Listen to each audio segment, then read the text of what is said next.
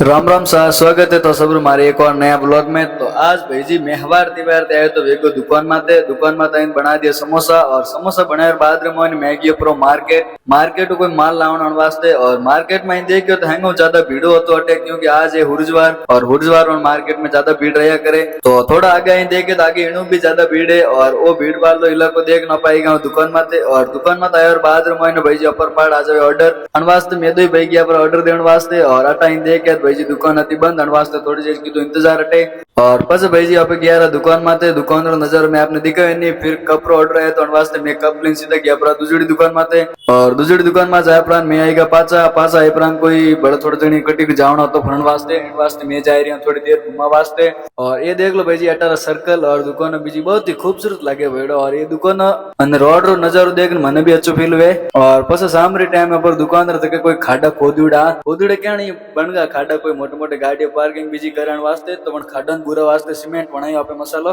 तो अपर आज रो ब्लॉग अतरे से मिलोला काले ब्लॉग में जड़ तक बाय बाय टाटा।